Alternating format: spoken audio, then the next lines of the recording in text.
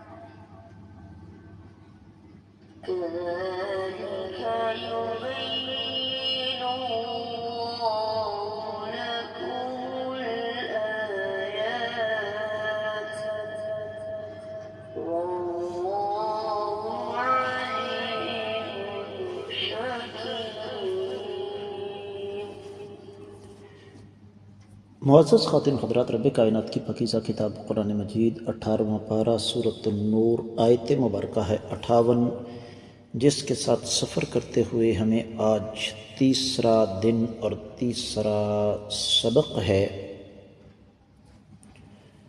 تو کوشش کریں گے کہ آج اللہ مالک العلام رب الجلال والاکرام کی توفیق سے اسے پایہ تکمیل تک پہنچا دیں۔ معمول کے مطابق سب سے پہلے آیت مبارکہ کا با محاورہ ترجمہ۔ رب کائنات ارشاد فرماتے ہیں، اے ایمان والو، تمہارے غلام لونڈیاں اور بچے جو بلوغت تک نہ پہنچیں 3 وقتوں میں ان کے لیے اجازت حاصل کرنا ضروری ہے۔ نماز فجر سے پہلے اور ظہر کے وقت جب تم اپنے کپڑے اتار رکھتے اور عشاء کی نماز کے بعد، یہ تینوں وقت تمہاری خلوت اور پردہ کے ہیں۔ ان وقتوں کے سوا نہ تم پر گناہ ہے اور نہ ان پر، تم آپس میں ایک دوسرے کے پاس کثرت کے ساتھ آنے جانے والے ہو۔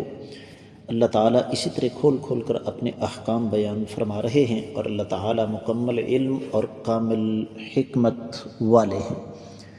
معزز خواتین حضرات، گزشتہ سبق میں اس حوالے سے ہم نے چند کتب تفاسیر کی روشنی میں آپ کو کچھ بتایا تھا۔ اہل علم یہ فرماتے ہیں کہ 27ویں آیت مبارکہ میں جو اجازت مانگنے کے احکامات تھے، اللہ تعالیٰ نے اسی چیز کو آگے بڑھایا،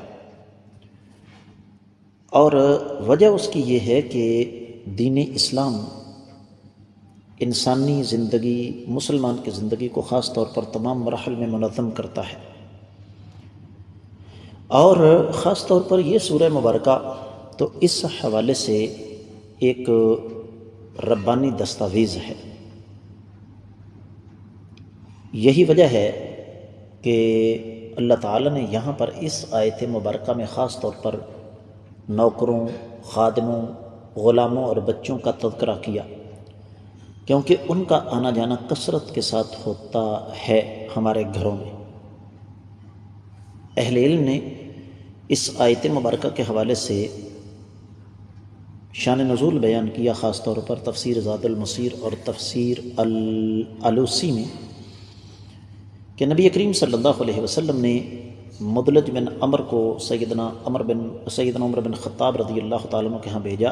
مدلج غلام تھے تو کہ ان کو بلا لائیں، تو جب وہ پہنچے تو سیدنا عمر رضی اللہ تعالیٰ عنہ سو رہے تھے۔ جب نیند سے بیدار ہوئے تو پردے کا ویسا اہتمام نہ رہ سکا جیسا ہونا چاہیے۔ سیدنا عمر کو یہ بات بری لگی، تو فرمانے لگے کہ میری دلی خواہش ہے کہ اللہ تعالی ہمارے خادموں اور بچوں کو اس وقت ہمارے پاس آنے سے منع کر دیں۔ تو جب سیدنا عمر رضی اللہ تعالیٰ عنہ آقا علیہ السلام کی خدمت میں حاضر ہوئے تو دیکھا کہ رب کائنات نے یہ آیت مبارکہ نازل فرما دی ہے۔ اور دوسرا واقعہ جو تفسیر ابن کثیر وغیرہ میں گزر چکا ہے، وہ تو آپ کو علم ہی ہے، تو عین ممکن ہے کہ ایک آیت مبارکہ کے 2 شان نزول ہوں۔ تو 3 اوقات ایسے ہیں جہاں جب بغیر اجازت کے کسی کے ہاں جانا مناسب نہیں، اور آج کے دور میں یہ کہوں گا کہ بغیر کسی ہنگامی صورتحال کے، ایمرجنسی کے، کسی کو کال کرنا بھی مناسب نہیں فجر سے پہلے، تاکہ مسلمان اٹھ کر تہجد وغیرہ پڑھے، یا جو رات کام کرتا رہا ہے وہ آرام کر لے۔ اور ظہر کے بعد یہ آرام کا وقت، قیلولہ کا وقت ہوتا ہے، اور عشاء کے بعد، کیونکہ عشاء کے بعد جلدی سونا صحت کے لیے مفید ہے، اور وہ بھی خلوت کا وقت ہوتا ہے۔ تو فرمایا 3 اوقات سختی کے ساتھ شریعت منع کرتی ہے، اور یہی وجہ ہے کہ اہل علم نے اس پر بڑی تفصیل سے روشنی ڈالی۔ امام ابن ابی حاتم، امام بہقی اس حوالے سے کافی ساری روایات لے کر آئے۔ ان میں سے میں صرف سنن ابی داؤد میں سے ایک روایت نقل کروں گا، 5192ویں حدیث ہے۔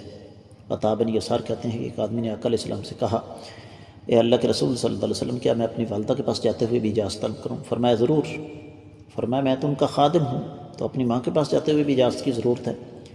فرمایا ہاں تمہیں ضرورت ہے، اس لیے کہ تم نہیں جانتے کہ وہ کب کس حالت میں بیٹھی ہو۔ ہمارے ہاں اس بات کی پرواہ ہی نہیں کی جاتی، اور بعد میں کہا جاتا ہے کہ جناب پھر یہ تو بے حیائی ہو گئی، اور جناب یہ تو پردہ اتار دیا گیا، یہ کیا وہ کیا۔ تو اللہ ملک العلم رب الجلال والاکرام نے یہ حکم دے کر دراصل ایک بہت بڑے فتنے کا دروازہ بند کر دیا ہے کہ ان 3 اوقات میں جہاں تک ہو سکے ہمیں کسی کے پاس جاتے ہوئے، عام آدمی، بڑا آدمی تو دور کی بات ہے، خدام، نوکر، خادم اور نابالغ بچے، انہیں بھی شریعت اسلامیہ اس بات کا پابند کرتی ہے کہ وہ بھی باقاعدہ طور پر اجازت طلب کریں، اور اگر ان کو اجازت ملے تو وہ جائیں، اور اگر نہ ملے تو واپس آ جائیں۔ ہمارے ہاں یہ سلسلہ ہی کوئی نہیں۔ میں ذاتی طور پہ آپ کو بتا دوں، رات 11 بجے کال آ رہی ہے، فون اٹھایا، السلام علیکم۔ وعلیکم السلام، استاد جی کیسے ہیں؟ میں نے کہا جی اللہ کا شکر، حکم فرمائیے۔ کہنے لگے بس حکم کیا کرنا ہے؟ ہم نے سوچا چلو استاد جی کا حال چال پوچھ لیتے ہیں، گپ شپ لگا لیتے ہیں۔ میں نے کہا بھائی رات کا وقت 11 بج رہے ہیں۔ استاد جی 11 ہی بجے ہیں نا صرف، ابھی تو شام ہے۔ تو یہ ہمارے ہاں سلسلہ ہے۔ تو یاد رکھیے شریعت اسلامیہ ان تمام امور کو بری طرح مسترد کرتی ہے۔ اللہ تعالیٰ نے عام آدمی بڑا تو بڑا ہے، اللہ رب العزت نے باقاعدہ نوکر، خادم اور بچے، جن کی بظاہر شرم و حیا کے حوالے سے جن کے وہ احکامات نہیں ہیں جو کہ بڑوں کے ہیں یا آزاد لوگوں کے ہیں، ان کے لیے بھی ایک اصول ضابطہ مقرر کر دیا۔ تفسیر روح البیان میں اس حوالے سے بہت کچھ لکھا گیا، لیکن اختصار کے تقاضے اس کی راہ میں رکاوٹ ہیں۔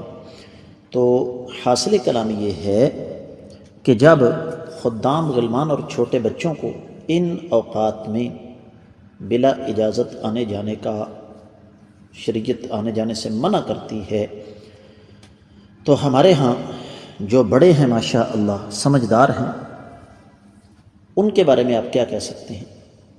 فرق ہے نا کلچر کا، ہم نے کلچر بنا لیا، اور کلچر کیا بنایا ہے؟ رات کو دیر تک جاگتے رہنا، صبح دیر تک سوئے رہنا۔ ہم میں سے کتنے لوگ ہیں جن کو قیلولہ کرنے کا موقع ملتا ہے ظہر کے بعد، اور ہم میں سے کتنے ہیں جو صبح جلدی اپنا اپنا کام شروع کر دیتے ہیں؟ 1% سے بھی کم تناسب ہے۔ پھر ہم روتے ہیں کہ کاروبار میں برکت نہیں رہی، اور جناب صحت کے مسائل ہیں، ڈاکٹروں کا کاروبار چل رہا ہے۔ تو یہ جو چیزیں شریعت اسلامیہ بطور پابندی ہم پر عائد کر رہی ہے، اگر ہم ان کا اہتمام کر لیں تو ہم بہت ساری قباحتوں سے بچ سکتے ہیں۔ اس کے ساتھ ہی اس آیت مبارکہ کی مختصر تفسیر پایہ تکمیل تک پہنچی ہے۔ میں امید کرتا ہوں کہ آپ اسے سمجھیں گے بھی اور اس پر عمل بھی کریں گے۔ اس کے ساتھ ہی آج کے سبق سے اجازت دیجیے۔ السلام علیکم ورحمۃ اللہ وبرکاتہ۔